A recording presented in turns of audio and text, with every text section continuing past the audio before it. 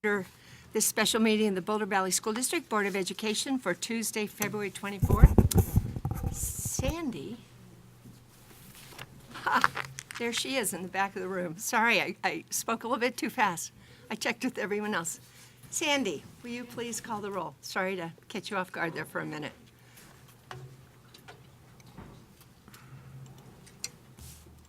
Albright. Here. Belville. Here. Benford. Here. Fuqua. Here. Marquis. Here. Myers. Here. Reed. Here. Thank you.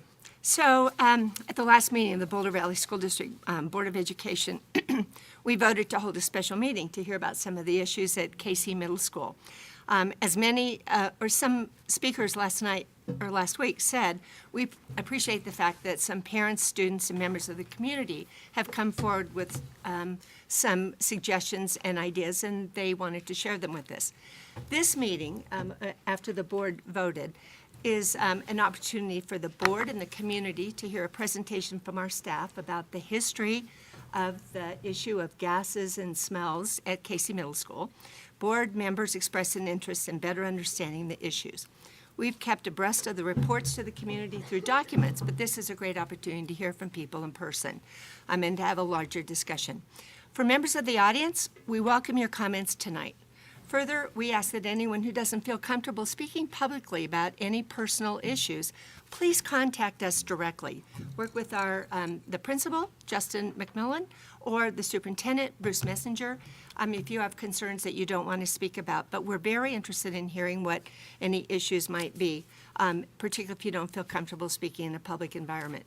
What we do hope to come away with today is a better understanding of the issues and the history, what we've done to mitigate the problems, and what our plan is to get this problem to go away. So we're hoping that we have a better understanding of where we've been and what we're doing. And thank you, Dr. Messenger, for getting this material together for us and leading this presentation. So thank you. President Albright, members of the board, thank you. As requested 2 weeks ago tonight, you requested that we would provide an overview of the history of our work since the opening of Casey Middle School and some of the issues related to air quality. So we'll give you some historical perspective, and we will also give you an update as to where we are now with regard to our work at Casey Middle School and what our plans are going forward. As I've stated publicly numerous times, and I'll state again this evening, we believe Casey Middle School is absolutely safe. That's why we're conducting school there. And so all of the information we have would indicate that's the case. So we have a PowerPoint presentation that we just attached to your agenda, so you can find that on your computer if you'd like, but also you can view it on the screen. There's not small font or small detail, so you probably can view it. The viewing audience will be able to see the same. This is being broadcast. For those watching from another location, they'll be able to follow. So I'm going to ask Assistant Superintendent Don Orr to come to the podium. Don Orr is the Assistant Superintendent for Operations for Boulder Valley School District. It is Don's team that he works closely with that has taken lead on all of our efforts in response to some concerns that we've addressed at Casey Middle School. So Don will present through the PowerPoint, and at the end of that, President Albright, I would entertain questions from the board directed to me as superintendent or conversations you might want to have among yourself. But Don will walk through this PowerPoint, and again, you have it on your computer, and it's also on the board docs for those that might be accessing it at another location. So Don, welcome, and if we could bring up the PowerPoint for the viewing audience, please. Okay, great. It's working. Thank you. I would like to just provide a brief overview of the work my team's been doing, our operations staff, walk you through quickly a series of 8 or 9 slides, and that'll conclude my presentation tonight. So intermittently since the building opened, August 2010, occupants have reported sewer gas, hydrogen sulfide odors in the school building. In 2010 school year through 2011 school year, 2 times staff and students were relocated to other areas of the building due to this gas. BVSD has taken a number of actions to mitigate the gas in the building. Air quality tests have repeatedly generated results of levels of hydrogen sulfide far below published minimum exposure standards. Some staff and students have reported health symptoms they feel are attributable to exposure to hydrogen sulfide.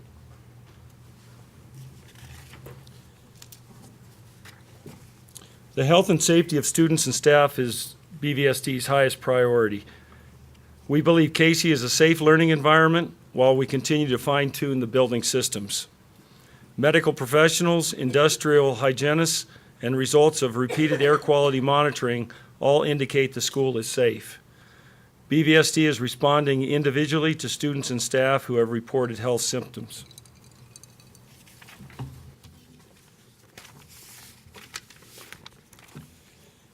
Three sources of hydrogen sulfide have been identified and mitigated. Dry floor drains. BVSD maintenance staff has adjusted and replaced primers, installed one-way seals, and increased custodial maintenance. Second source, internal sanitary sewer lines had breaches. Those breaches were located and repaired by maintenance department. And finally, wafting of fumes into the building from rooftop vents. We've installed filters and one-way vents to reduce the amount of hydrogen sulfide released. Adjustments have been made to rebalance air pressure and increase fresh air flow exchange within the building. And BVSD has consulted with multiple experts regarding improvements to building mechanical systems.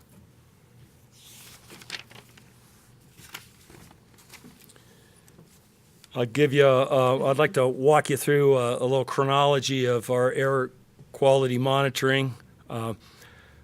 Blue Mesa independent firm was brought in February of 2013 and conducted tests on the building. Quest, we followed with Quest. They conducted multi-air sampling on 5 different occasions since March of 2014. Our own technicians are on call to conduct immediate on-site air quality tests. All test results have been well below recognized minimum exposure levels. Multiple medical professionals and industrial hygienists have advised BVSD there is not a health risk for students and staff. BVSD is responding individually to students and staff on health-related reports.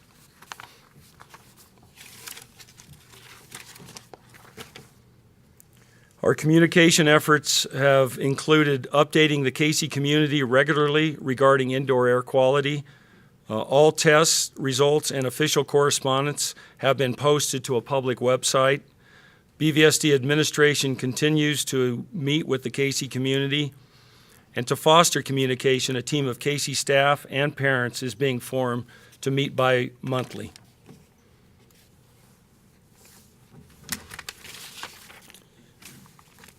Casey Middle School is a complex building with a sophisticated mechanical system. BVSD will continue to monitor the building and work with consultants to fine-tune the system to maintain appropriate air quality. BVSD will continue to communicate with the community regarding progress. BVSD will continue to confer with public health and environmental officials as necessary regarding indoor air quality at the school. Consultants are currently analyzing data collected in recent tests, and a community meeting will be scheduled this spring to share findings.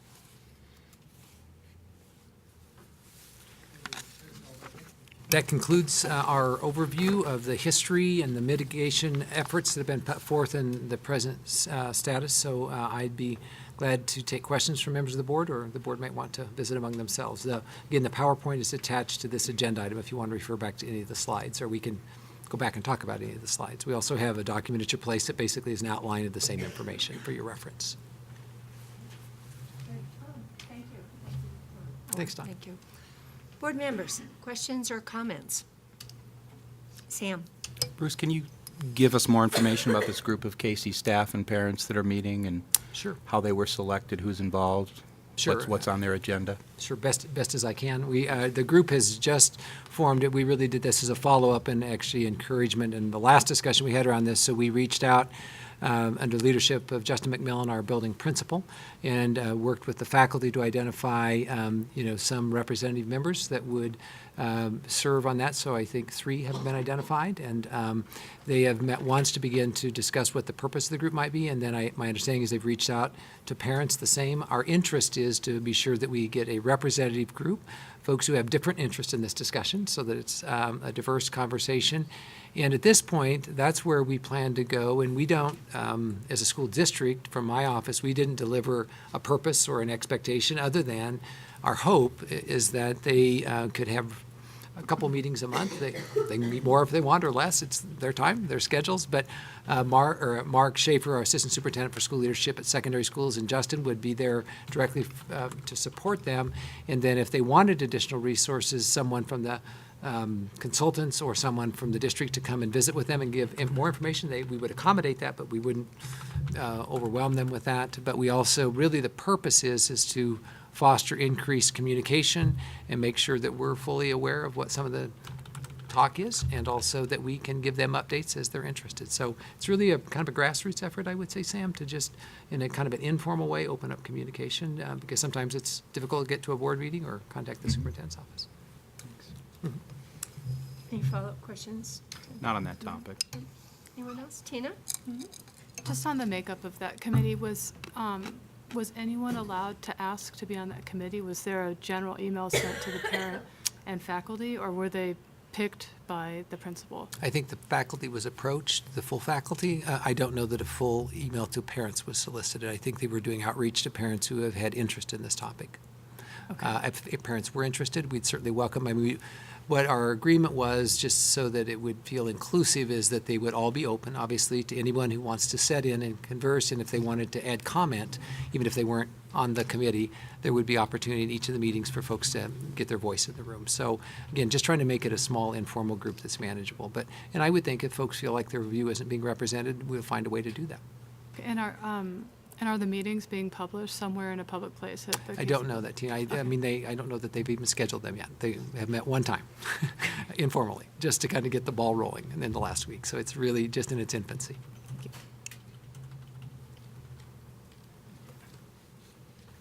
Shelley? Bruce, there's been some controversy about the level at which the meters are measuring. Sorry. There's been some controversy about the levels at which the meters are measuring and Right. whether they're measuring at a sensitive enough level to Right. pick up whatever gas might be causing these symptoms. So could you say more about at what level the measures are the meters are measuring, and if they're measuring continuously, if they're measuring at all parts of the building? Just give us some description of what you're doing from a measurement point of view. We are now measuring at parts per billion, which is an acceptable standard and is what the national standards are set at. And again, we're well below those recognized standards. And there's margin of error on any reading. Obviously, the more refined the instrument is, the less margin of error there is, because it's just a more sophisticated machine. So we're working with Quest right now that they calibrate the machines. They're not; those machines are owned by that company, and so we're highly confident in their readings. They are taken at different locations throughout the building, and they are on. Every few minutes, they take a reading over an extended period of time. Again, those reports are all on the website, so it's pretty continuous during the windows of testing. And then, as Don indicated in his report, we have purchased some less sophisticated machines, but more accurate than ones you'd get for inexpensive amounts, that we believe are pretty accurate. And those we'll take out at any time. If there is a concern, we'll send a technician out and do air quality sampling at that time. So, but the ones that we are using for Quest meet the standard of the parts per billion that have been asked for. So you're measuring pretty much continuously. During the time that those machines are in the building, during the testing window. But they're not in there all the time. And how do you choose when they're going to be in there? Actually, recently, the advice from this has come from Dr. Shaughnessy, who is the individual from the University of Tulsa we're using as our indoor quality expert. He wanted us to test at different times, that there could be environmental variables or climate. So one of the things he recommended in the fall, as soon as the temperature dropped, that would be a time, because your air handling system operates differently. So we've done it upon his advice, as to times trying to catch when there could be problems, to try to kind of catch the problem if there were things other than just the mechanical system that might be contributing. And so, or on an as-need basis. The call out for the technicians is really if someone thinks if they have a concern, then obviously those are tests that we do with our own staff. But the ongoing monitoring, and again, we have identified locations where there have been concerns, or at least talk that there might be a problem, so we might put a monitor in that area for a period of time. So they're not static. They are during the testing window, but then there have been at different locations of the building. Multiple floors, different locations of the building, different areas.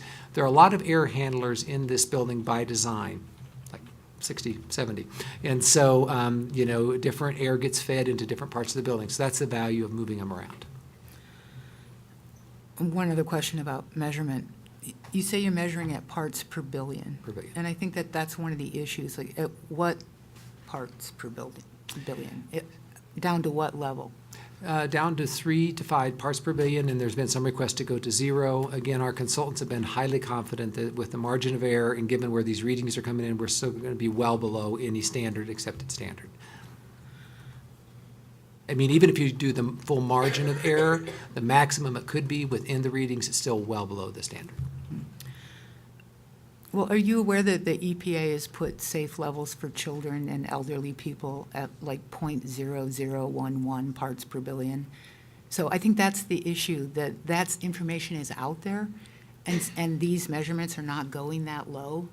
So how would we pick up that range at which people might experience problems if we're only measuring at 3 parts per billion and something below that is said not So to we've be been in conversation with the EPA, state toxicologists on this issue. We've had conversation that apparently EPA has a device that is more sensitive, and I think we're in conversation about having such a device being available. It's not in Region 8, which we are in Region 8. Apparently it's in another region. So my understanding is that something's happened in the last 24 hours. We're working on that Okay. to see if, one, we can get it, and two, it could address those issues. Again, we're confident that it will be fine, but if we can get that device, it isn't anything that's locally available. But we are working with EPA. And it's not something our air quality experts have available to them either. They are actually, so Quest is the company we're working with. That's not a device they have available. These are highly sensitive and highly expensive. Okay. And then Dr. Shaughnessy that's not his work of air quality sampling. His work is on mechanical design of the building and reviewing the data that's gathered by someone else. Okay, so he's not gathering any data at all. He's He's not interpreting gathering. Quest data. Okay, thank you. Other than, I would just say, other than Shelley, when he or members of his team here, we might be using our devices to gather some data. But mostly he's reviewing the information from Quest. And certainly we'll look at the EPA data if we wind up being able to collect that. Tom, thank you. So during that presentation, Don mentioned minimum exposure levels. You mentioned it as well. Can you tell us what those levels are that you're using and where they are derived from? So Don, do you have the standards that we're referring to? Just a second. So if you have another question, we could follow up on that, so. Yeah, so I was going through the timeline here that you've handed out. Yeah.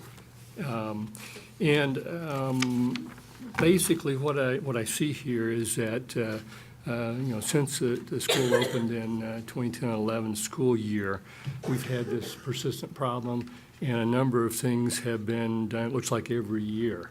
Can you maybe comment on how those things came about, and give us more detail of what was done and what were the results? It really doesn't say too much about the results here, except it seems to be an ongoing problem. So again, the one slide identified the 3 sources, so I'll maybe just go to each of those. So the floor drains have P-traps in them, and when they have fluid in them, that keeps the odorous gas from coming. It's in your home as well. That's how they work. Keeps it from coming in. So if those dry out, then there's no water in them, and then the gas has a passageway in. And so what we discovered is that was a problem because the devices that were to keep moisture in it were malfunctioning. And we also installed other devices that even if there wasn't fluid in the P-trap, that it would keep the gas from coming up. So that's the reference to the floor drain. So that's, we've worked on that. The other is that if you have floor drains that are used infrequently, they can just dehydrate. This is dry country, just like they do in your home. And so one of the things we've done is where we don't have devices that feed water into them, or they're just not used regularly, then we put water into them. And that, I just want you to know, this happens in all of our schools. this isn't unique to Casey Middle School, is that P-traps dry out and that gases come in the building. I mean, it's a maintenance issue. You just have to stay ahead of it. So that's how a P-trap works, and that's that. So when there have been incidents of that, that's when there might have been an odor. Again, we may or may not have been sampling air right at that time, but those were pretty much dealt with immediately and taken care of, and the odor dissipated. So again, that happens in our buildings. We get calls and we say, put some water in the trap, see if it quits. And they put water in the trap and they said, oh, it quit. So yeah, that's how that works. And so those are the P-traps. And then the other is the breaches in the pipes, the cracks, were as a part of either the original installation or failed after being installed. So we discovered those breaches through smoke tests, which we've reported to you before, where they actually run smoke through the pipe, and then when it leaks, there's where your hole is. So they identified 4 of those in the first event, and so those were contributors. They certainly were, and so those were replaced or repaired. And then this last December, we were running a separate smoke test and discovered one that we hadn't found before. Again, we've run subsequent tests, and we believe that's taken care of. So those were what you'd call mechanical system failures because there were cracks in the pipe. So different than the P-trap, obviously. The third contributing source that Don mentioned was the vents on the roof. So some of this is a design issue. We had some in the original design that we had vents that, vent. And so gases can come out of those just like they do in your home. And so a series of those were under operable windows. If you open the operable windows, it comes in. And so there's also, because of the topography and the location of Casey Middle School, there's wind that whips around. And so what we've done is, what's referenced here is we've put filters on the tops of the vents to help filter out so it doesn't even escape into the atmosphere. And so we've worked with different filters to get the ones that are optimal operation, maximize that operation, and also in climates that get hot and cold, because otherwise the charcoal filter can freeze. And so we've learned from that experience. And then there is some concern maybe about the elevation of the pipes above the building, so that if they're too close to where the wind might bring them around and bring them back in through an open window, because the building has operable windows. So we are right now working with Dr. Shaughnessy about maybe some redesign of those just to get them a little bit higher than the roof level. So even if, it's going to come out. That's what they're designed to do, they're fans. So what we want to do is get them so they don't flow back into the building or into another fresh air intake. So that's really the fine tuning we're doing now. And so you can have a day that you'd never have that happen when you wouldn't open the window. And then there'll be others. So we're just, working these through. There's over 40 vents on the top of the building. So they're kind of working through one by one. They run smoke through those and watch where the air flows. And so that's really just the refinement of that. Again, it's, again, we deal with this in some of our other schools as well. This is a relatively new building, so we're working some of the bugs out. But those would be the 3 big categories. And so some of that may not result in any odor or any problem, but we want to get to the point we don't have to worry about it at all. So that's really the work we plan to do in the next month or so as we work on, continued observations and testing. And these filters are something that, we're working with other folks who use them to make sure we've got the right ones in the right place. So those are the 3 big categories, Tom. Okay, I also read a report about the air handling system, that we had negative pressure inside the building, so it was actually sucking things into the building. Can you talk a little bit about that and what's being done? So you saw in the slide presentation something called rebalancing. That's really to this point. So there are adjustments you can make on the airflow. So because it's a LEED certified building, getting that right balance is important. If you have air flowing out of the building on a cold day and you're pumping heat into the building, that's not very efficient. But you also don't want to be pulling toxins into the building. So it's a balancing. So when they rebalance it, they actually physically go through and adjust every one of those air handlers and check the pressure through the line, all the way through the line, and there are dampers that you adjust to get the right flow of fresh air into the furthest room or the closest room, and so that's called rebalancing. There are companies that do that, and so we've done that once, and we're preparing to do it again. So that's, again, what was noted in Don's presentation. It's a pretty sophisticated building, and so we want to get that balancing right, because getting that pressure correct, and we continue to check that. We're confident that we're in a good place with that, but again, whether you open windows or not can affect that, and the temperature outside or inside can affect that. So some of it is, we're learning with the system, and we're relying on people who do this all the time to assist us with that. That's the balancing piece, Tom. Since you mentioned some of the design and construction activities, I've heard it suggested there may be design or construction flaws. It sounds like we're finding some of those. do we have plans to dig in deeper and see if there are other flaws? Yeah, I mean, some of these tests will have helped us with that, Tom. I mean, in any new construction, you can find things that might be unrelated to this discussion at all, any new construction.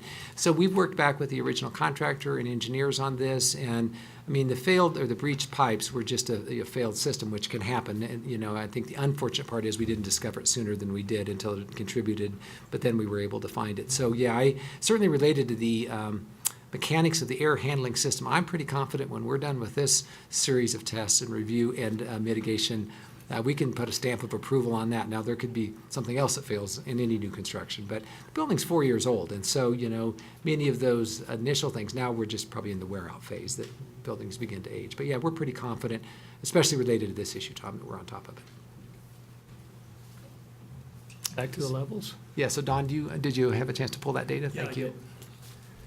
So the standards that we use are the Agency for Toxic Substances and Disease Registry, that's the ATSDR, minimum response levels, as well as Occupational Safety and Health Administration, OSHA, permissible exposure levels, PEL, the American Conference of Governmental Industrial Hygienists, ACGIH, threshold limit value, TLV, and then the National Institute of Occupational Safety and Health, NIOSH, recommended exposure levels, RELs. And what are those levels? The actual values of the levels?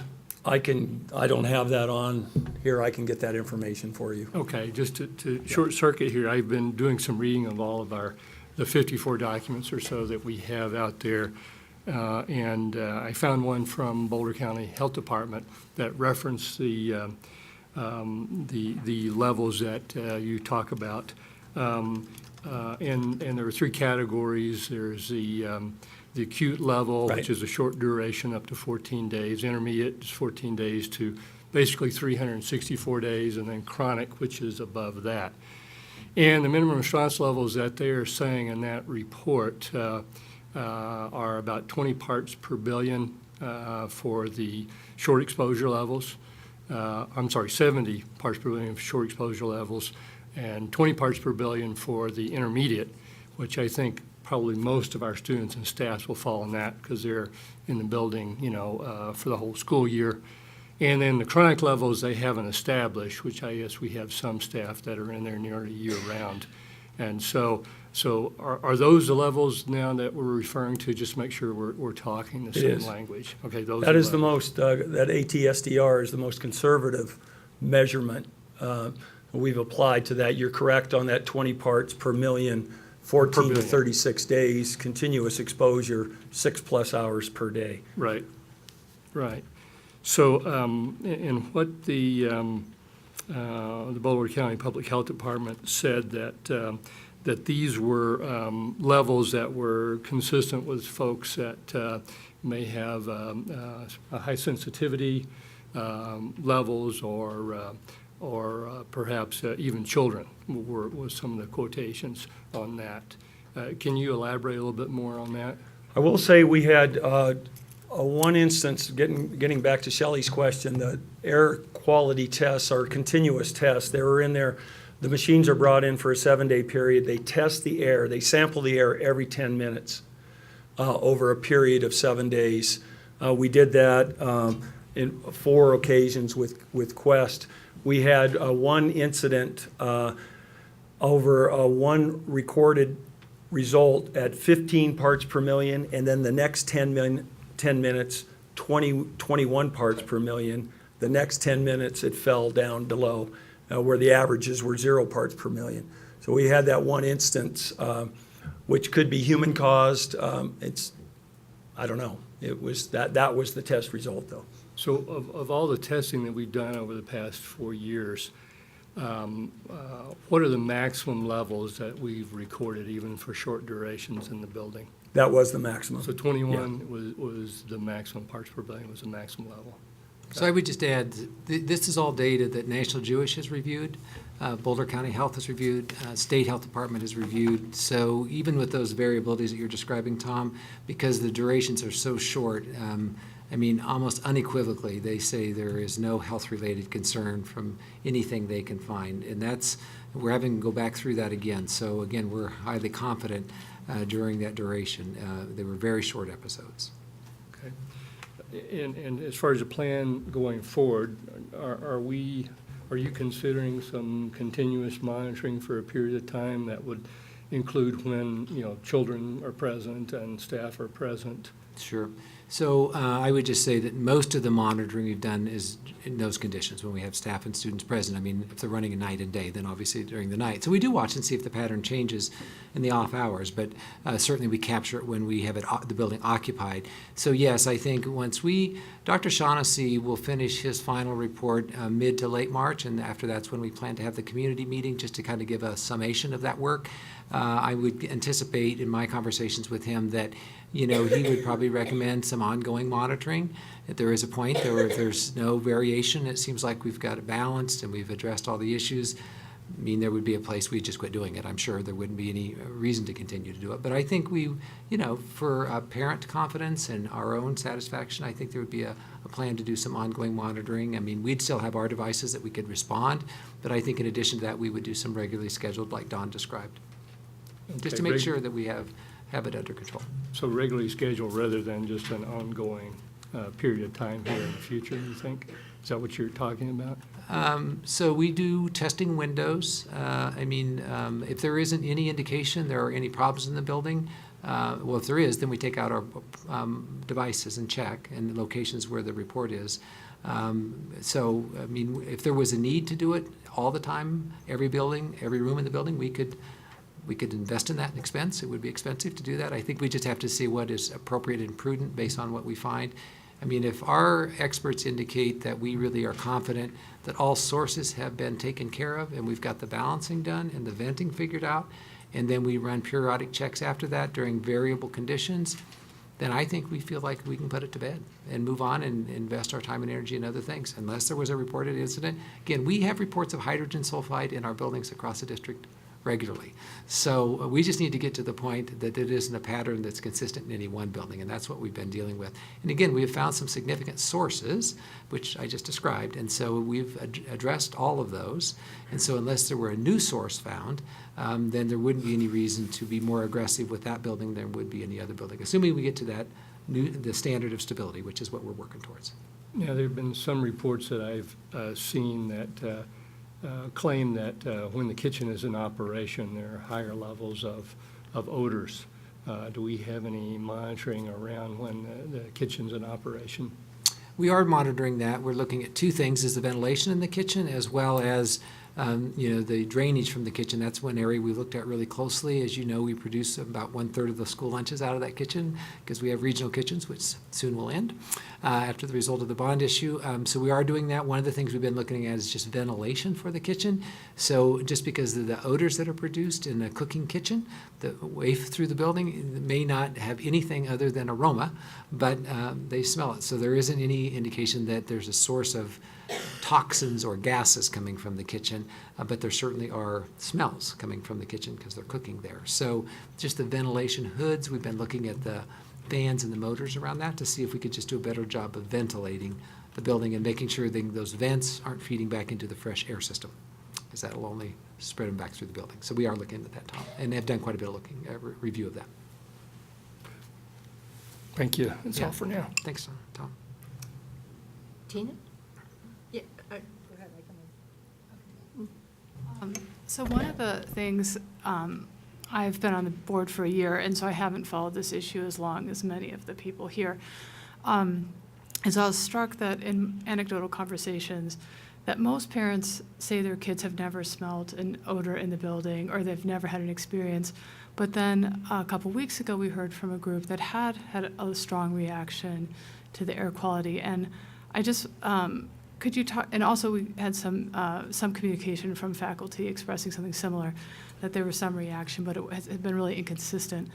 Is that mostly because individuals have different sensitivities to smell, or is there also some localization in the building where groups might experience more than other? And I think it's probably been the most confusing part as a board member is this, there's just a lot of different information, and some of it is very different. So I'll maybe address the latter point first, Tina, is that because this air handling system in Casey Middle School, there are these dozens of air handling. So if they're in the December case, where the breach in the pipe was near an air handler, so it pushed it into the building in a locale. So that would have been an example of an isolated area that, so to your point, there in that event, because of that breach in the pipe, which has been repaired, it could have been just a location in the building. So that's exactly what could happen. If we have the coming off the roof vent and the windows are open in 204, and that's where it makes its way in, then that would be isolated as well. Really, that's for the most part why we have it, and the history is it's been a bit spotty, is because it's those were the causes of it. Or if the P-trap, the drain, was contributing in an area of the building, then that would be the odor, smell the odor until we put water in the drain to make it go away. Again, not inconsistent when we deal with that in other locations. I think that the two areas that have been a bit more complex with Casey is the rebalancing piece that Tom asked about, but also these vents to make sure we've got those right, and also making sure that our vents aren't going into the operable windows or the fresh air returns. So, but again, those are all things that are very easier to analyze over time and also adjustable. So that would contribute to that. And to your point, are some individuals more sensitive than others as far as the odor? My understanding in talking to folks that are working with this answer is yes.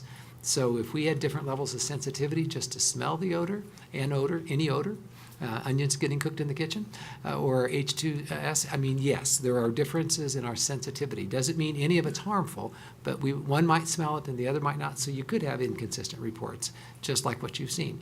Again, all of these are levels that are well below any health threat, but it can still be detectable by the sense of smell. So our goal is to have it low enough that it's not detectable by the sense of smell, even our most sensitive folks, but there is variability. That is our understanding.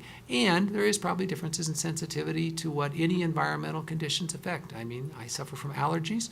Things affect me that might not affect others. So I think that's true of any environmental condition. Again, in each case that's been brought to our attention, we've followed up with the families.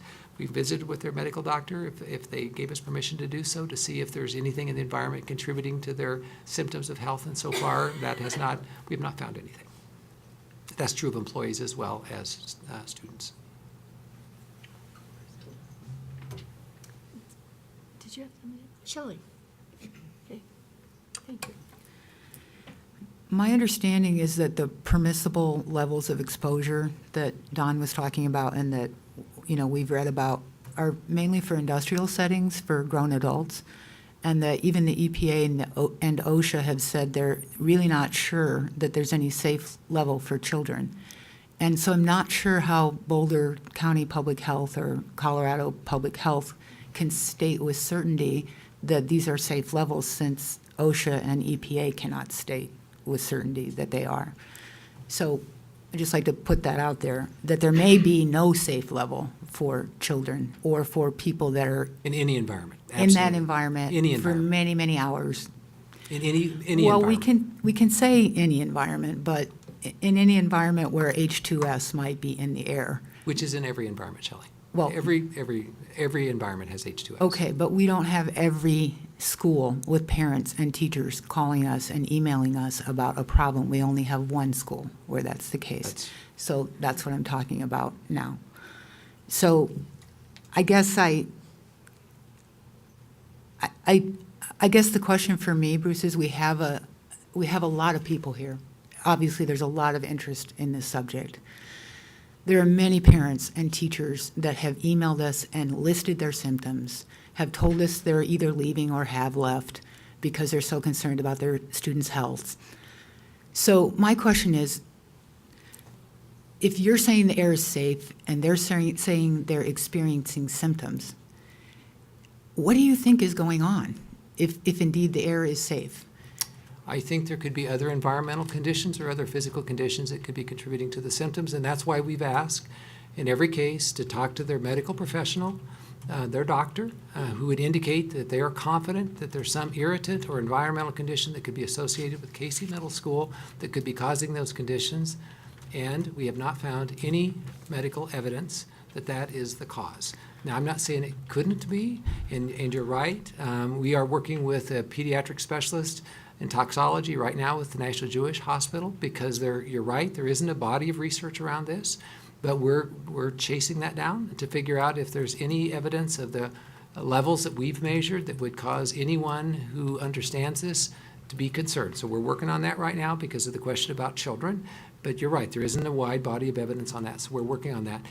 The symptoms that are described could be caused by many, many things. And so what we've done is individually contacted those families, and if they've been willing to engage in conversation with us, we've talked to them, and employees who have had concerns have reported to workman's comp.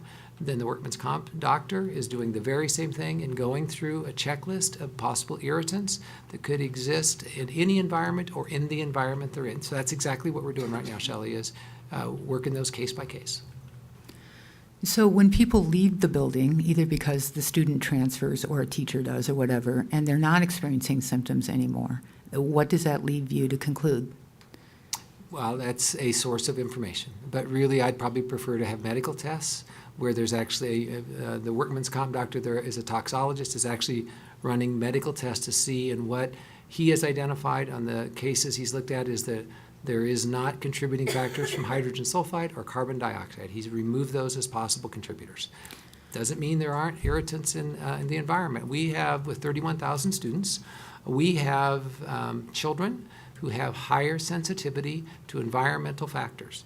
Cleaning solutions, air, floor coverings, all the kinds of things that are part of our environment. Most of us, it doesn't bother us day in and day out. For some, they're highly sensitive to that. And so in those cases, we deal with them case by case, and we try to create an environment that they can be happy and healthy and go to school. And if in any way a particular child or staff member there's evidence that whatever is in any building, not just this building, those environments that we can't control, then we would find a location that they could. So that's what we do. That's what we would do anyway. Well, I think one of the concerns is that, the symptoms that people are experiencing are not being published in any place where people can see them and then say, oh, wait a minute, my child is experiencing that. I thought it was something else. Maybe I need to have him or her tested. So handling it on a case-by-case basis is one way to handle it, but another way is to let people know what those symptoms are out there so that they can match them up and so their doctor can be looking at the right thing and giving the right test. So I think that's one of the requests I've heard repeatedly, is that we do that as a district. We let people know that there may be something in the air quality at Casey that may be causing symptoms in certain people. And these are those symptoms, and if you're reporting those symptoms, you might want to have your child tested. There's a urine test for thiosulfate. Yeah, we've actually had those administered on 2 samples, and both have come back normal on cases. So what I would say, Shelley, is if our medical professionals, National Jewish, County Health Department, state toxologist feels like there's evidence that there's anything in that building that might be doing just what you said, I absolutely think that would be appropriate. It should come from a medical professional who actually understands what could be contributing factors. For us, that would be pretty speculative at this point for us to try to communicate an assumption, because really we have no medical evidence that been presented to us to date that there's anything in that environment that can be contributing to any of these symptoms. And there's no research based on the level of the air quality in that building that there could be any cause and effect. Now, if we find that there is, or if there are samples, then I absolutely agree with you, Shelley. But otherwise, we would just create fear, an unnecessary, unfounded fear. And that doesn't make sense if there's no evidence. Well, I understand what you're saying, Bruce, but it's disturbing if the air quality at Casey is even causing discomfort, like eyes burning or a feeling of nausea when that smell comes, or any of the other myriad of symptoms that people are reporting. And it would be even more disconcerting if we believed that it was actually causing illness of some kind. So I agree with you that we need to do everything we can do to figure out whether that's happening. I think it's also disturbing that the community doesn't feel like there's been a lot of transparency here. And so I hope going forward that we will be perfectly transparent about what levels we're measuring, where we're measuring, how we're measuring, what we're doing. And I think tonight's a really good step towards that. I think the other thing that is very concerning to me is that, you know, I have been told that some teachers are not coming forward because they're afraid to. And I would want them to know from you that there absolutely is no concern, there should be no concern on their part that if they came forward, there would be any reason that the district would look at them in any way, you know, that they were doing anything wrong, that there would be any retribution or anything like that, because I feel like that's maybe why you're not getting the information that you need to determine what's going on here, is because there is some level of fear, and I don't understand it because you don't seem like someone who would not want that information coming forward, but it's out there. So I would encourage you to try and dispel that in any way that you possibly can through the principal through yourself or through the principal at Casey, so that people know that they can talk about their symptoms.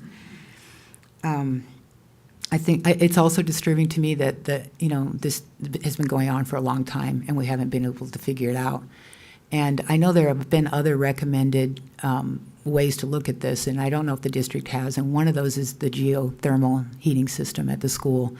And I don't know if we've looked at that. I'd be interested in knowing, because when I started reading up on this, that was the first thing that popped up, was the possibility that boreholes might be leaking hydrogen sulfide gas into the school or into the grounds, and kids are playing on the grounds. There's all sorts of literature out there on that. So I hope that we're looking at that.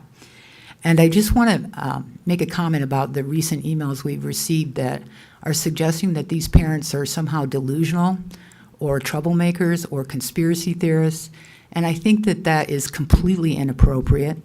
I think that we've established here that some people are more sensitive than others to gas, to smells, to everything. And so I think that I really find that very upsetting that people would immediately go to some explanation like having a mass delusion about this, as opposed to thinking much more logically about it, that maybe some people are affected by what's going on in that school. So that's it. President Albright, could I respond? Oh, please. So I have met with the staff and have communicated just what you've asked, Shelley, that if they have issues, Justin McMillan has also communicated that. I'll meet with the faculty again this week and communicate the same. We've actually encouraged faculty members who have believed they could have some symptoms associated with this to file through workman's comp. Hand-delivered the materials to them and encouraged them to do that. For some, that took a while to decide to do that, but they have. And so that's actually very helpful to us, because then it gives us some evidence to work with. And so, we've been really proactive to encourage the tool, which leads to hopefully either diagnosing something else or figuring out if this is a contributing irritant. So I just want you to know we've done that. I will reinforce the message you've asked. I think that's fair. The geothermal system, I have talked to Dr. Shaughnessy about that. It's a closed system, so it cycles fluid through the system, and so if there were breaks in the line, then the liquid would dissipate. And so I did have a conversation with him about that following our communication, and he's well aware of those kinds of concerns. He's highly confident in this system because it's a closed system and it's operating without problem, that is not a contributing factor. So I appreciate you bringing that to our attention. I just want to note for the record, the communication you referred to regarding that's not coming from the district office. There may be individuals communicating with each other, but certainly we have not communicated in any way about disrespect to any parent or staff member who's brought it to our attention. I just wanted to make sure that was clear to the board and to the viewing audience. Okay. Jim? Thank you. I know we got a number of people here and public participation. I'd like to get to that at some point.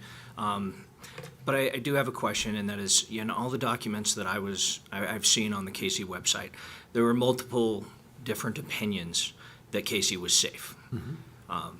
Could you comment on the variety of the different opinions, because they came from multiple sources? And also, can you comment, has the district ever received any opinion that Casey is unsafe?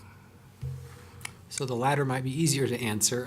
No, we've not gotten any opinion, and any review of medical records, either through the workman's comp doctor or those that we've been given access to upon request, have we indicated an association between the two. But we're still following up on any of those. So I think the difference is of when the opinions might be who the individuals were and the time they looked at it and over the period of time. And that's one of the reasons we're reaching back out again with Boulder County Health. They've been very cooperative, as has the State Health Department and National Jewish. We're working back on the pediatric angle that I mentioned earlier. So again, we, not because we like it, we now have lots of evidence, over time. So we'd like them to review all of that again to see if there's any indication that either has been or is at a level that would cause health-related issues based on the research that's been done and the body of evidence that's available to the profession, and also, go forward if there's other information. When I talked to Dr. Shaughnessy, he said, I'm a mechanical engineer, I'm a PhD, that's what I do. I fix air handling systems. I consult on that. You need to talk to your medical professionals about what is healthy. He said, I know the national standards and I work off of those, so that's what we've been continuing to reach out to those expertise in our area in the state of Colorado that can give advice on whether air quality samples or standards are a concern. So no, Jim, we have not received any medical opinion that the building's ever been unsafe.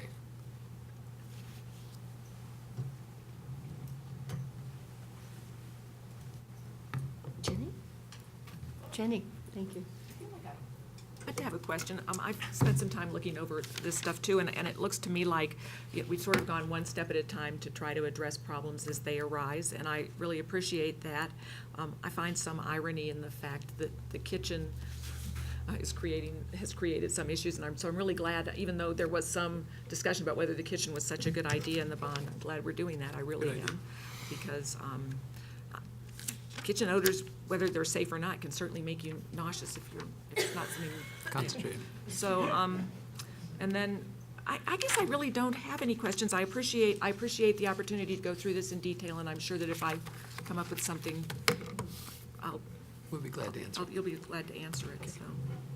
Oh, wait, I do. There's one thing. So the city of Boulder there was some testing the city of Boulder did with their sewer lines. What was that, and how did that? I think we continue to look at that. I mean, again, there's an issue around the topography, the elevation. So we have been working with the city staff. We ran some pressure tests within the lines in our building to make sure there is anything contributing to imbalance of pressure within the septic line itself. Then, of course, it interfaces with the main city line, so we want to make sure there isn't any kind of pressure there. But I think we're confident that, we're getting the data we need, and we don't see that as at this point, a contributing factor. I mean, if it is, then obviously it's probably a pressure issue that could be adjusted, and that's some of that ongoing sampling. But yes, we have been working with the city of Boulder on this as well. Well, because safety is safety of our students and staff is such an important issue. I really appreciate all the work you've done on this. Thanks, Jenny. Board members, we probably could keep asking questions for a long time, but I just wanted to thank you, Bruce, for the information. Don Orr, thank you for the information you presented. Board members, thank you for asking thoughtful and reflective questions about this important issue. We had announced for this meeting that there would be a chance for public participation. So now let's start that part.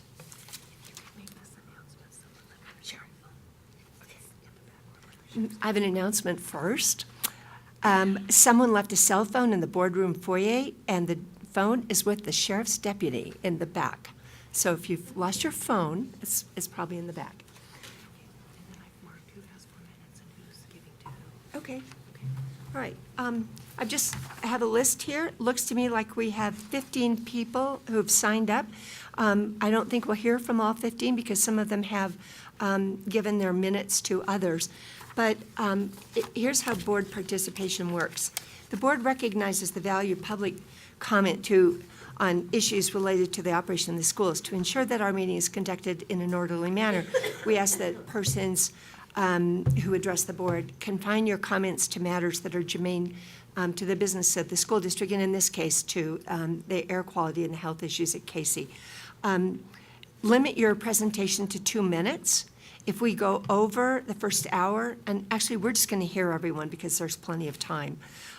Third, recognize that students often attend or view the meetings, and I think we've seen some students, and we're glad you're here tonight. Speakers' remarks, therefore, should be suitable for an audience that includes kindergarten through 12th grade students. The board president may interrupt, warn, or terminate a participant's statement that is unrelated to the business of the district or inappropriate for K-12 students. There's a lighting system on the podium. It starts at green when you have 2 minutes, when your 2 minutes start. It turns yellow when you have 30 seconds remaining, and it turns red at the end. When the light turns red, please wrap up your comments so that the board can hear from the next speakers. So tonight, we have some speakers. The first speaker will be Katie Walker, who has 4 minutes. Did I say that, or did I get it backwards? Alan has the 4 minutes. Alan Goodman, please step forward. We're glad to hear from you. And you have 4 minutes. You've been given 2 additional minutes by Katie Walker. Thank you. We're welcome and Thank you. glad to hear from the community. Thank you for being here. Good evening, and thank you for this time to address you today. My name is Alan Goodman, and I have a 12-year-old daughter who is suffering symptoms of hydrogen sulfide exposure, including daily headaches and nausea. Her symptoms intensified during term 3, at which time she began taking classes in rooms C120 and C215, which are stacked one on top of the other. Both teachers in these classrooms have been ill from exposure to the gas for quite some time. The connection to me is obvious. The presence of hydrogen sulfide has been confirmed, but the levels have been described by the district as being acceptable, normal, and safe based on air sampling tests. These levels are anything but acceptable. Putting aside the acute symptoms I will describe, I will ask if any of you can emphatically state that you know there are no long-term effects of exposure to this gas, even at the published levels. If you would willingly and permanently set up your offices in one of the affected classrooms or place your children or grandchildren in this environment after hearing all the evidence. In addition to my daughter's suffering, students and teachers at Casey Middle School are experiencing the following symptoms on a daily basis: headaches, dizziness, nausea, loss of taste and smell, difficulty concentrating, vomiting, mouth sores, and menstrual disruption. These symptoms are documented in a Canadian study called Health Effects of Hydrogen Sulfide, Knowledge Gaps, which I have recently shared via email with Superintendent Messinger. The only thing that all of those experiencing these symptoms have in common is their attendance or employment at Casey Middle School. This is not mass hysteria. This is a toxic environment. The district has installed filters and scrubbers and new vents, which is an acknowledgement of the problem. Heavily affected classrooms have been relocated, but still within the building.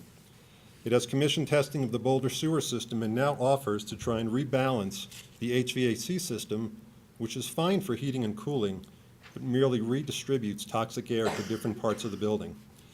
If I pour ammonia in a giant puddle in the middle of this room and then bring in a fan to blow the fumes away from us, we may not smell it as much, and your eyes may not burn as much, but the people in the path of the fan's breeze will soon pass out.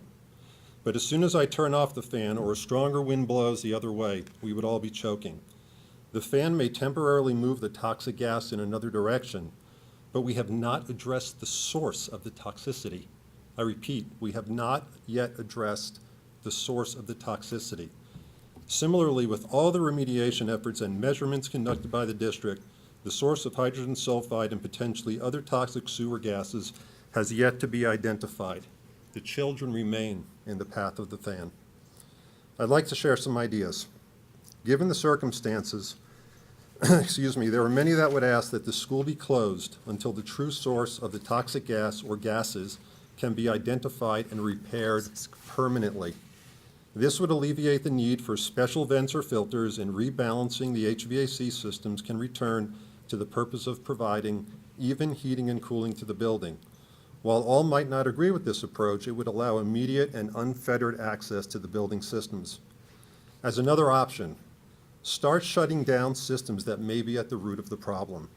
Through this process of elimination, you can try things and see if the odor subsides and people feel better. It has been suggested that the on-site industrial kitchen could be the source of the sewer gases through the decomposition of waste. Shut it down, clean out the waste, and see what happens. It has also been suggested, and Shelley mentioned this, that the geothermal system could be the cause. I would like to point out some information that I also researched There was a comment by Allison Boggs, the former principal. Do I need to wrap up, or is that the first two?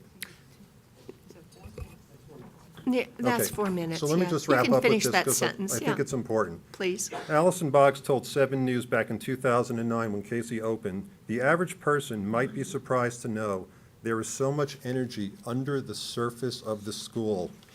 There is a Union of Concerned Scientists article here that talks about the main byproduct of a geothermal system being hydrogen sulfide. So if there are breaches in the system, and even if there's a liquid leaking, they further comment that scrubbers can reduce the air emissions, but they produce a watery sludge composed of captured materials, including sulfur and many other toxic chemicals, and the sludge must often be disposed at hazardous waste sites. Mr. Goodman? Yes, ma'am. Could you email that to us? It'd be Yeah, I'd be interesting happy to to see give it. it And to you. thank you for your talk Yeah, today. thank you. Okay. Our next speaker is Luana Rubin, who has 4 minutes given to her by Chris Willis. Welcome. We're glad to see you back here again. Thank you. Thank you. Thank you for letting me speak today. Of course. So just for those who don't know me, I'm a parent of 3 children who have gone through the system. My kids are 25, 18, and 12. I'm a spokesparent for the parent group at Casey, although my daughter has been recently removed from the school. I have to say that much of our group, and as I sit in the audience, many of the parents here take issue with what has been presented. Several teachers have come forward to me over the last year to share their stories of illness, and they refuse to speak publicly because they're afraid, because they feel their jobs have been threatened. There is a culture of fear around this issue, and this is why the teachers will not come forward. Why is the teacher union not supporting the teachers in this issue? Why have they not filed a grievance? It is because they feel not only their jobs, but their medical coverage and their pensions will be threatened. The board needs to be free to hear teachers tell their story freely to make the correct decision and take action. 5 teachers have come to me privately, personally, to share their stories over the last year. I've heard many other stories in the private parent group when teachers attend. They all refuse to come to the board meeting up until now for fear of retribution. I believe this is very important that you address this immediately.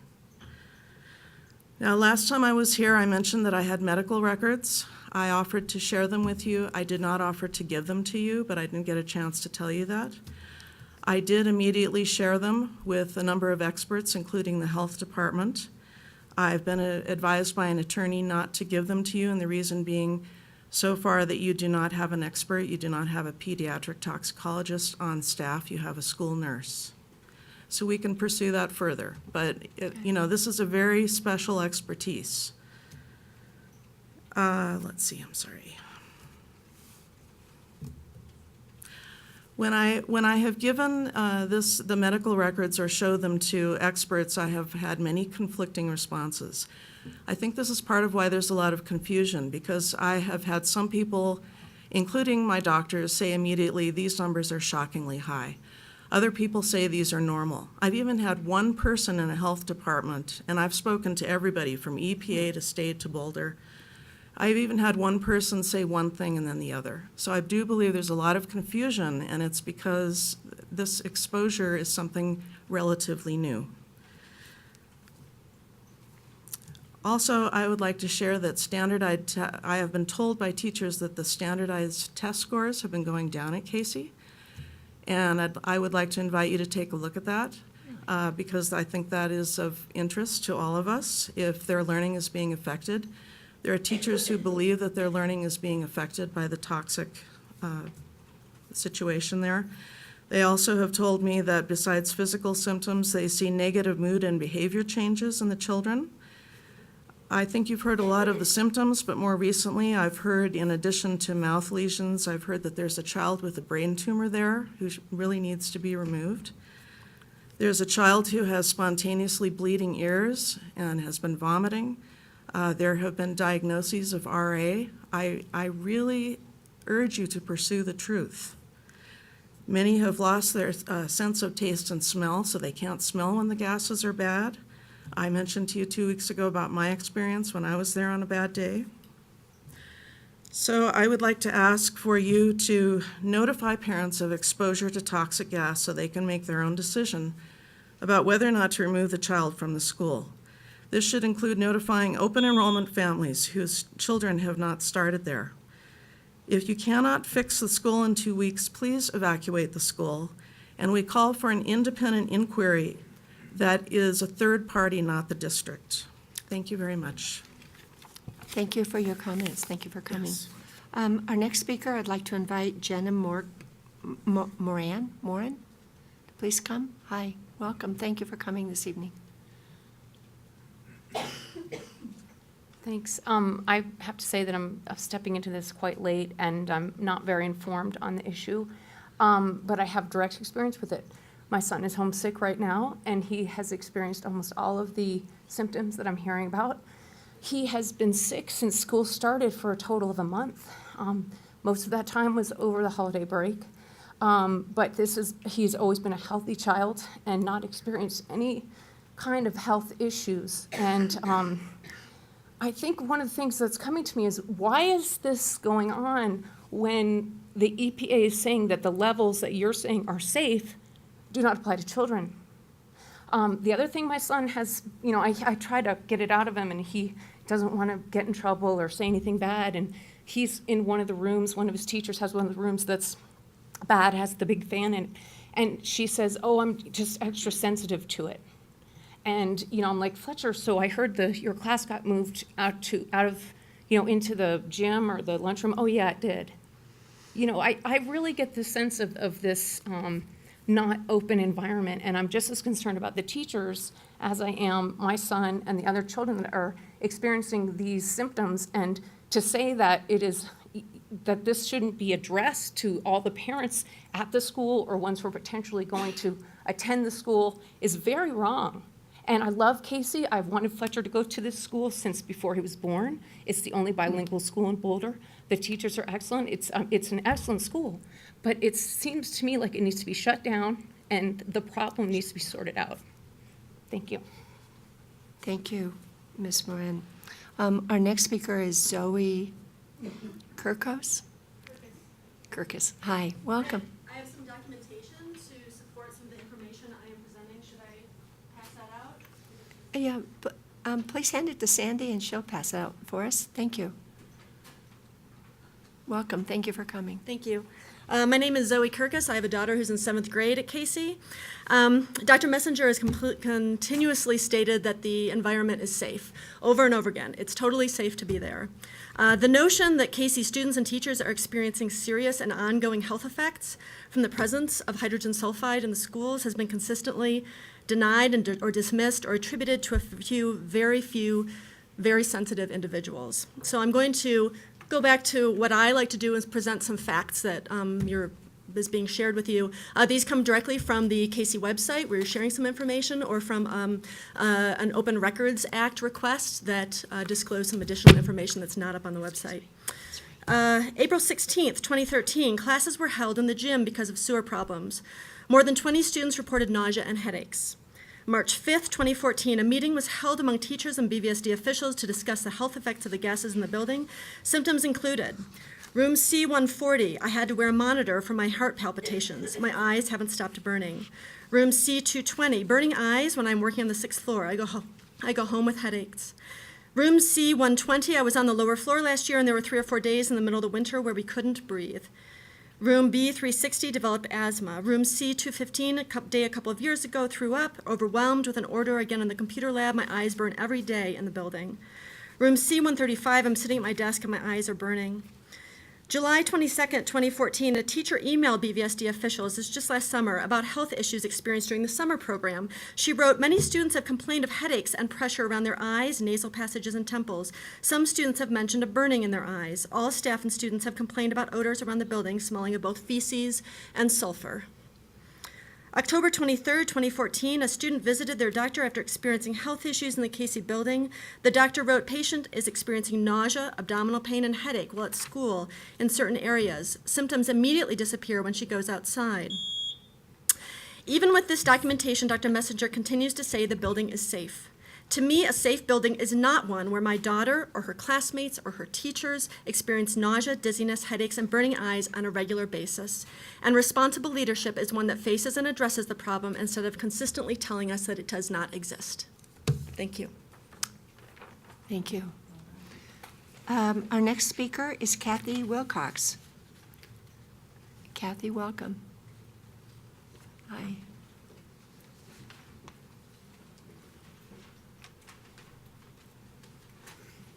Hello, thank you for having me. Thank you for being here. I just really trust that we're all on the same page and we have the same goals. You know, to make our kids safe, give them a good education. I know it's hard because it's ambiguous. It's a gas. You know, you don't always see it.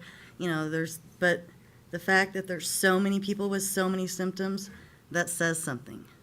The fact that you're moving classrooms to other areas says a lot. You know, so Jackie's been very sick. I'm trying to move her. She's had asthma symptoms. A lot of people have been sick, and it's really, really sad and hard to see. Several people have left, and I've heard that they feel a lot better afterwards. That says a lot too, you know. I think all the people that have left and feel better should be talked to, and all the people who have symptoms need to be taken into consideration and documented, and it just needs to be taken seriously. And if not, shutting down the school, and as he said, addressing it and having access and, you know, testing everything immediately, then do as he said and do the symptoms, the causation, the source one by one and try to eliminate what it is. Thank you. Thank you for being here. Our next speaker is Alan Feinberg. Welcome back.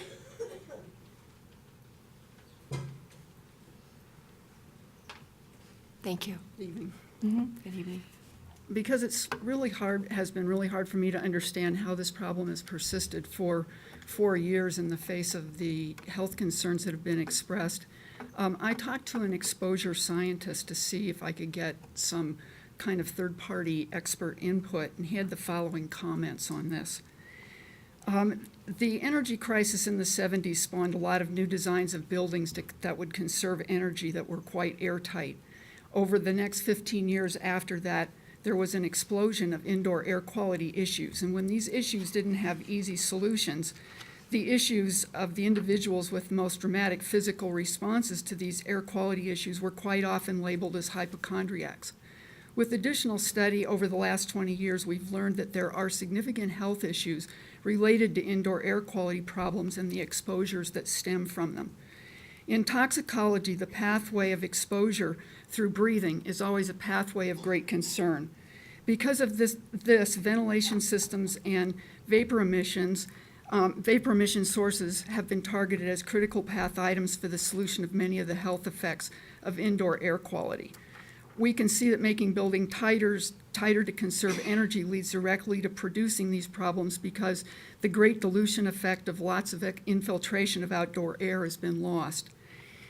Also, the fact is that as our knowledge of human exposure issues has increased, the thresholds at which there are concerns about long-term health issues have continued to decrease on every agent studied.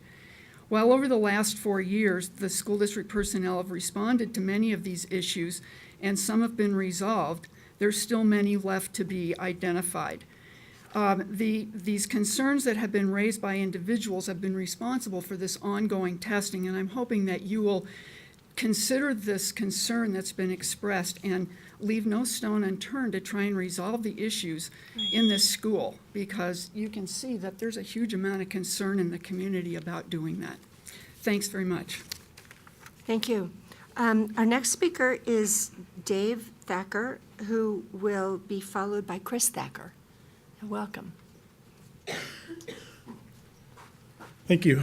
I appreciate this opportunity to be here, and I appreciate everyone's comments today. I'd like to talk about a couple of things. One thing I find very interesting is as we look at the documents that are on the website, the first being a report by EMC engineers. The date on that document is February 24th, 2010. This is actually the 5th year anniversary of this document being presented.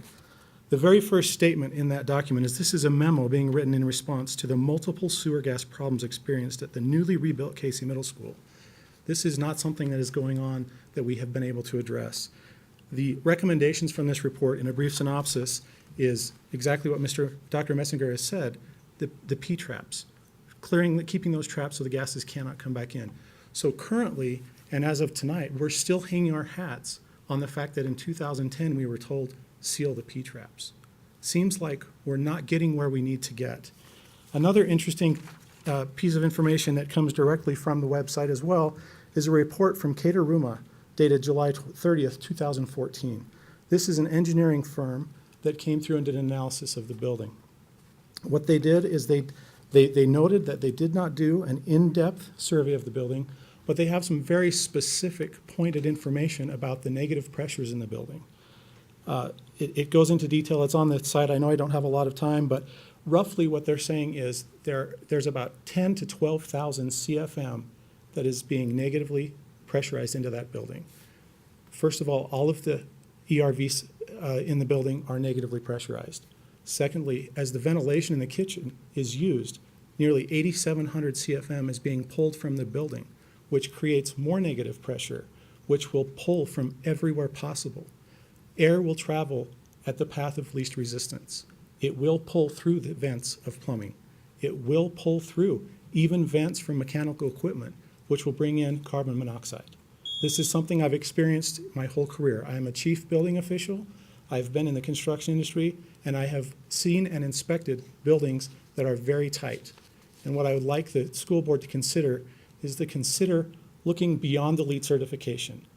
Don't consider that the LEED is the only thing we have to do. Don't compromise children's and faculty's health for a LEED certification. The building needs to be rebalanced as a whole, not individually. Thank you.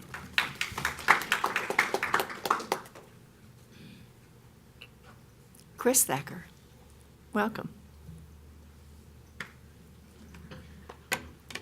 As you could tell that I have an effect right now from the gases in my room. And as an educator of 16 years, I know it's not just stresses from the job. This is my 16th year teaching math. And my job is to teach math and to teach kids. And I'm gonna tell you right now, I am not well.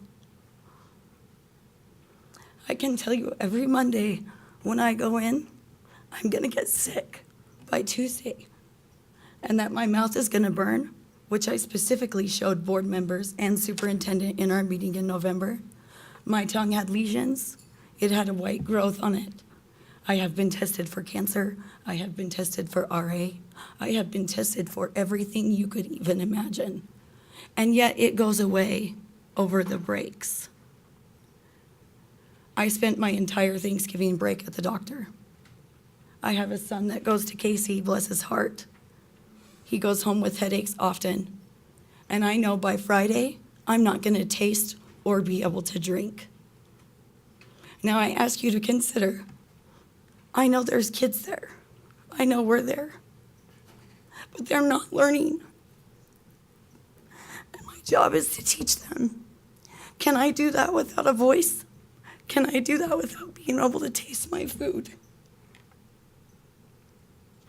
I'm gonna tell you no, but I sure fake it every day. I fake it every day because I wanna let them know that Casey is a good place to be, gases or not. But I'm gonna tell you right now that this is a long-term effect, and this is what is happening. And here I am. I love what I do. I'm passionate about what I do.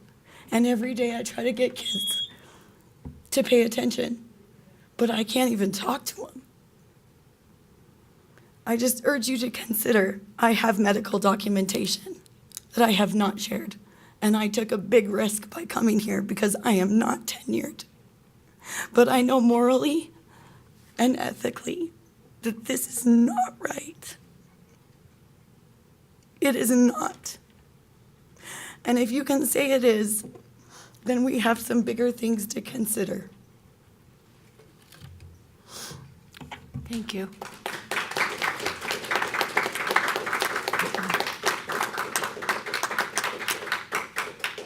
Our next speaker is Heather Ryan.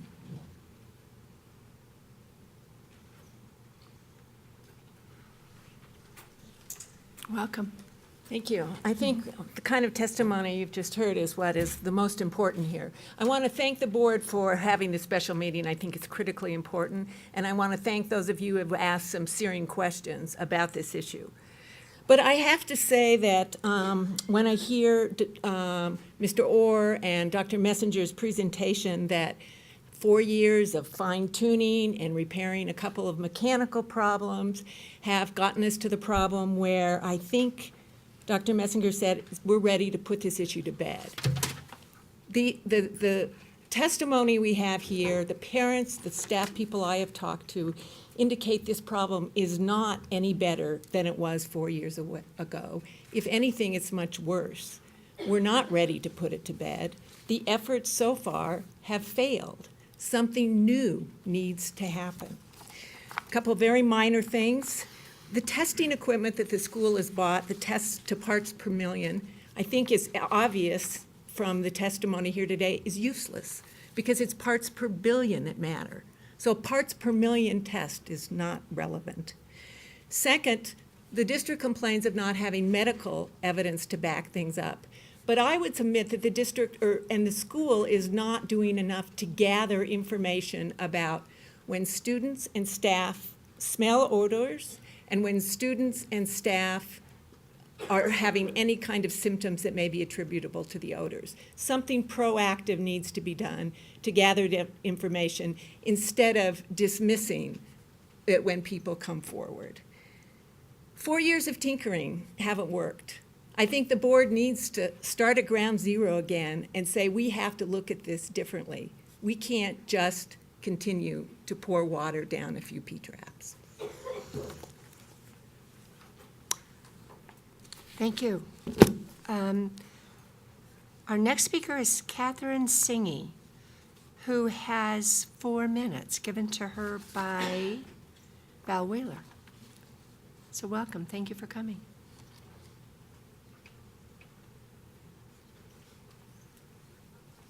Good evening.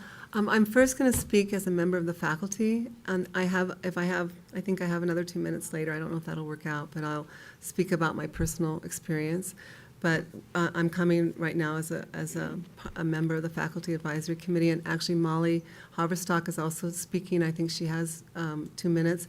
We have some documents we'd like to share with you. I don't know if I should bring them up now or later. You can give them to Sandy, would be great, right over here. I had a little bit of trouble with the copy machine, so I don't have copies for everybody, but please We'll share share. them. Thank you.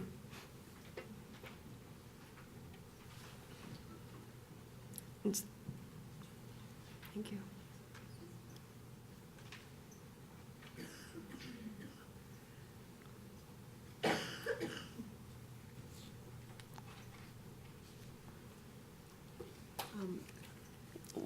One item which we've been really concerned about and we all are aware of, which we're not sure that you're aware of, is that in 2011, after the first backup, a doctor that the district consulted with wrote a letter to the district, and I don't know if it was shared with us at the time. We received it last year, and it clearly says in there that low levels of hydrogen sulfide will cause health effects. It's in this packet. So since 2011, I believe that the district has known, I didn't know it wasn't with this superintendent, but the district has known at some level that low levels of hydrogen sulfide can cause health effects. And we appreciate everything the district's done, but we definitely don't think that we're there yet. We had a meeting last year with 18 people coming and sharing their health effects. I don't even know if anybody even knew about that meeting. Teachers came and met with Human Resources and a couple other representatives of the admin team. This year, when the school started, within about a month, people started having health effects again, and our principal has been very good about, he's allowed us to report, and it's been great. I think it's helped move this forward. And we had a meeting where the superintendent and the deputy superintendent came, and 9 people came. It was a real quick meeting. It wasn't well publicized, and shared health effects. And we were told at that meeting that they could be caused by stress and age. And that was pretty discouraging. We were also told that the hydrogen sulfide was probably caused by the occupants in the building. That was fairly discouraging. Recently, we talked to the field tech that's been sent there by, I think, Dr. Shaughnessy, and he also told us that the hydrogen sulfide in the building was caused from the occupants of the building. Those kinds of things are pretty discouraging to us. We feel like to move this forward, finally, after this board meeting with the parents, we're very grateful and for that they came and opened this up. But we had a meeting, which Molly's going to talk about, where another, I think, 20 of our faculty members came and shared their concerns and health effects. We put out a chart. 27 people shared health effects. Everything from 27 faculty and staff members, from dizziness to reoccurring bloody noses to nausea, headaches, other pains in the body, inflammation in the sinuses, joint pain. It's pretty, everybody is not affected. I will just tell you that. Everybody is not affected. But 27 people are affected out of our faculty. I think we have 49 staff and faculty members, somewhere around there. It's a pretty high percentage. So, and we're all very, very concerned about children. We have 600 some children there, and so that's about a third of our faculty, a little bit over a third. What if a third of our children are also affected? I do believe that many of them may not know. They're not making connections to the fact that there's gases that can cause irritations. 2 teachers were moved from their rooms this year by a doctor because of irritating substances in the air that were causing health effects. I've also, so that's, I'm trying to think what else I should say about FAC. I'm sorry, I got a little bit into my personal. I apologize to my faculty, my staff. Please forgive me. And as far as the Agency of Toxic Substances and Disease, their recommendations, as far as we know, and the publication is in there, says that it's they recommend 0.11 to 0.33 parts per billion. That's transposed from parts per million, as healthy, as safe.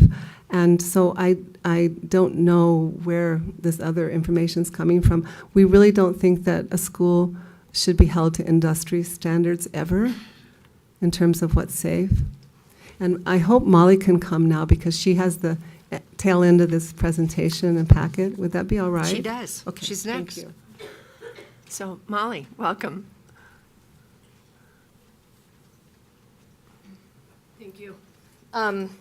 So the packet does outline sort of what has come to FAC over the last many years at Casey Middle School.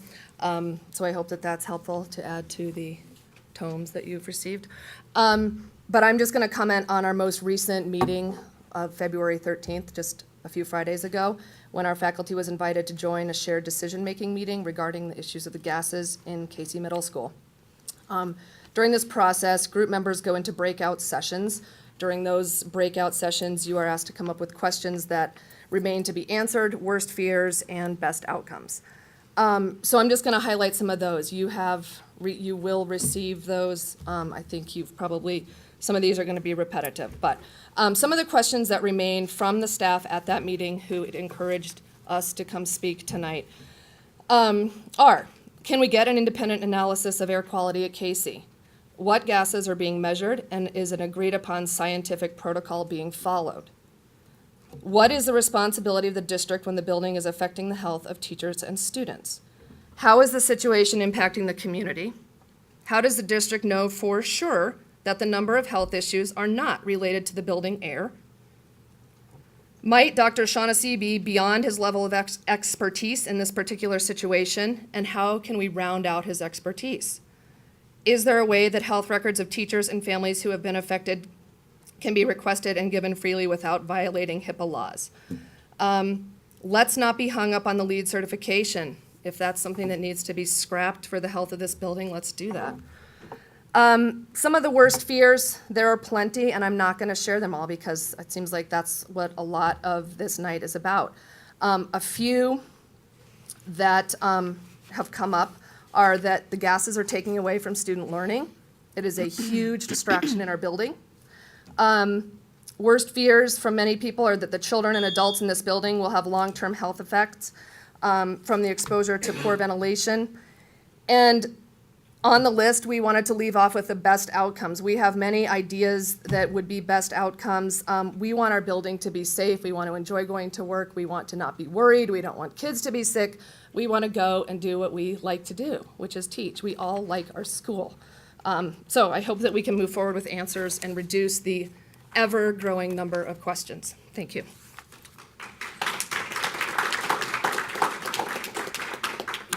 Thank you. And our last speaker tonight is Leslie Smith.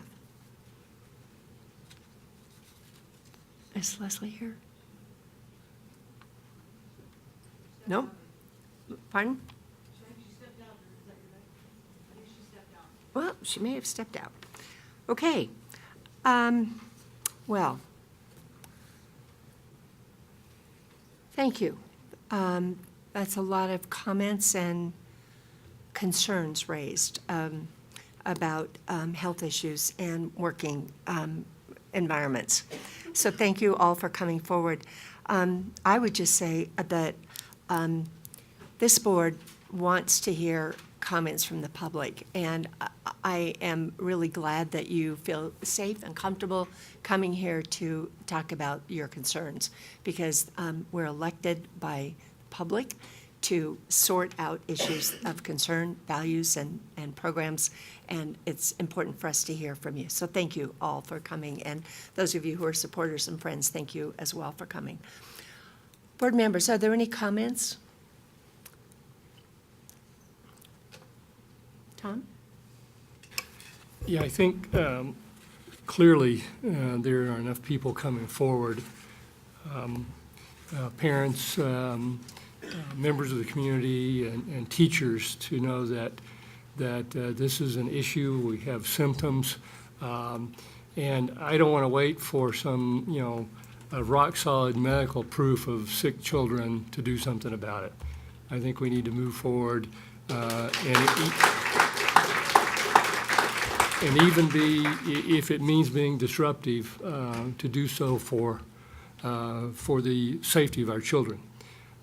So I think the current plan is lacking urgency and completion, being complete in what we need to do. I would propose that we have round-the-clock air monitoring at Casey, starting as soon as we can get the precise instrumentation there that will read at the lower levels, that we monitor that air quality 24/7, that we secure the services of pediatric toxologist, that we can refer medical information to symptoms, meet with parents, students, and our staff as appropriate in a secure environment. I think this board needs to come up with a way that we can meet with teachers such that we can assure them that there's no retribution. I mean, whether it's real or perceived, the perceived is what matters, and I fear that's stopping us from moving forward and really addressing this to the level we need to address it.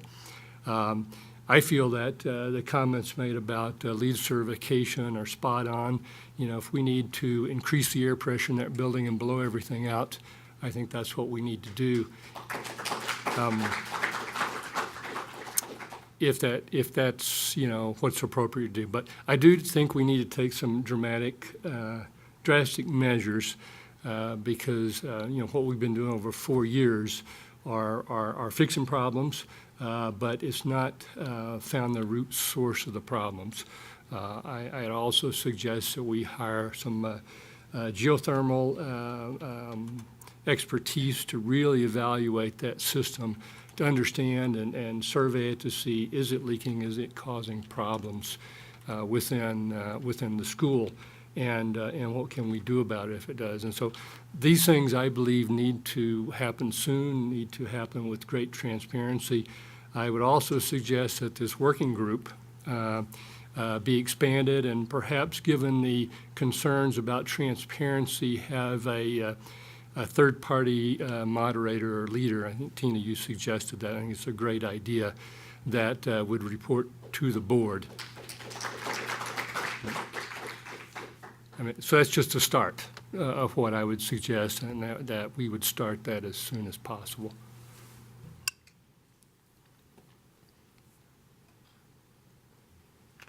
Other comments? Shelley? Tina? Yeah, Shelley? I would agree with those recommendations, Tom. I would also add that I think the district needs to make some sort of affirmative statement that some people that attend Casey may be impacted by the air quality there. And that statement should be on public websites, the district's website, the Casey website, so that when people are open enrolling to Casey, they know that their child might be susceptible to something in the air there. And I think probably the symptoms should be listed so people can know whether the symptoms, if their children do become ill, if those symptoms match up with symptoms of hydrogen sulfide exposure. And then I think that the district ought to somehow make it possible for people who do not want to enroll at Casey for these reasons to have access to other schools that have room for them to come there, and that there be some mechanism through the district that allows them to attend another school. And I'm not sure what to say about what to do about teachers who are experiencing symptoms. I guess that's a discussion that needs to happen. It's not as easy to put a teacher in another school if there's not one needed. So, but I do think some mechanism needs to be put in place to address that. I agree with you, Tom, about measuring. I think we ought to have continuous measuring down to 0 parts per billion just to see what's happening in that building, so we know, where the problem might be and to what level it might be. I think that we, as an interim measure, we ought to do exactly what the one gentleman suggested about checking out one system at a time, maybe looking at the kitchen, then looking at geothermal, then looking and just seeing what will have an impact on the situation. And more than all, I think that we should be practicing the precautionary principle here, and not one where medical evidence is required to prove any case here. This should be about acknowledging that even medical tests may not be up to measuring whether these children and teachers are being harmed by a toxic gas. And so we ought to take their word for it.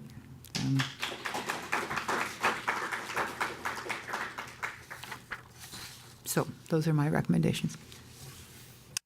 Tina?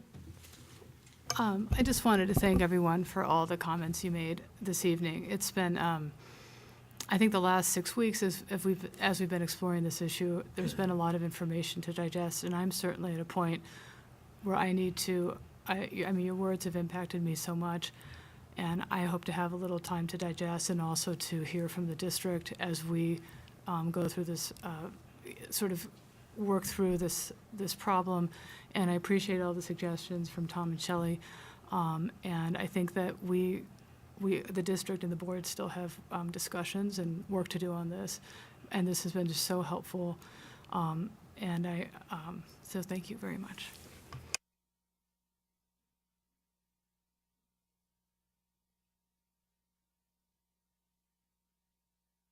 Jenny or Sam? Bruce? Jim?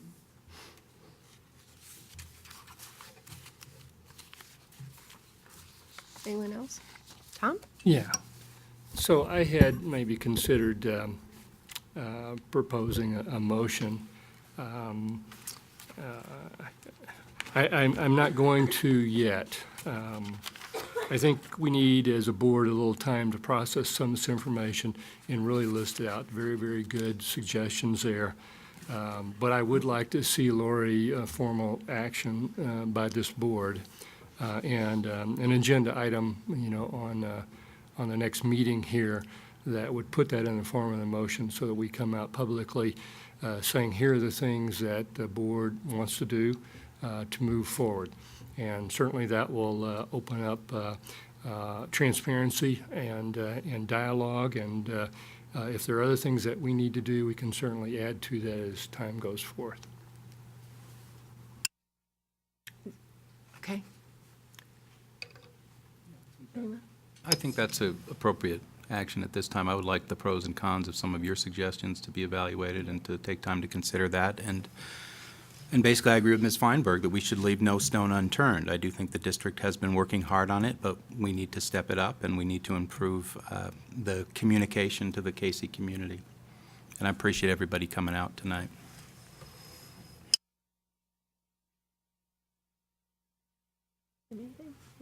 Jim? Well, then, I think I'll wrap this up. I have appreciated the thoughtful and reflective comments from many members of the public, and I want to assure you that there will be no retribution. If you have concerns and if there are health evidence, I think it's really critical to bring it forward. You haven't seen any retribution, and there won't be any. So please continue to speak up about issues of importance, and let's work through this in a really healthy and positive way. We know that Casey is an amazing school for a variety of reasons. One is a solid group of educators who care deeply about teaching. Thank you, Ms. Thacker, for your comments, as well as for Molly, your comments as well. I think you're representative of a fabulous community that cares deeply about not only your colleagues, but your students. And so thank you for being here today. We also, it's obvious about the support that you share with one another, and I think that's real important. It's also a beautiful building that clearly needs some work. Now, I'm not a structural engineer, or a toxic MD, or a health professional, and I think it's really important that at this time that we secure the services of people who can really help us. We have looked closely and far to find experts, and I think I'm pleased with the people that we've had. It's clear that there are other ideas that can be explored. Bruce, I would say some of those ideas are things that we should continue to look at and see. I think there's some ideas here that maybe we haven't considered before that I think are important to look at. So, I think that's something we should do in the future. And mostly, I think there are issues that we need to continue to deal with. And it's obvious from the many of the comments today that we've heard. We've also heard a variety of kinds of comments from a variety of people in the community who have different points of view about many things, and it's important to hear them all. So I think with that, we'll continue to discuss this. Thank you for coming again today, and I think what we'll do is wrap up our meeting here, our special meeting. I think we thought it would be, when we say an hour and a half, it's an hour and 45 minutes. So thank you again for your comments. We'll adjourn. We'll give you, if you would like to leave, because we've got another meeting that we're going to just start right away with. We'll adjourn this meeting and then immediately go into our next meeting. So thank you again for coming. Thank you.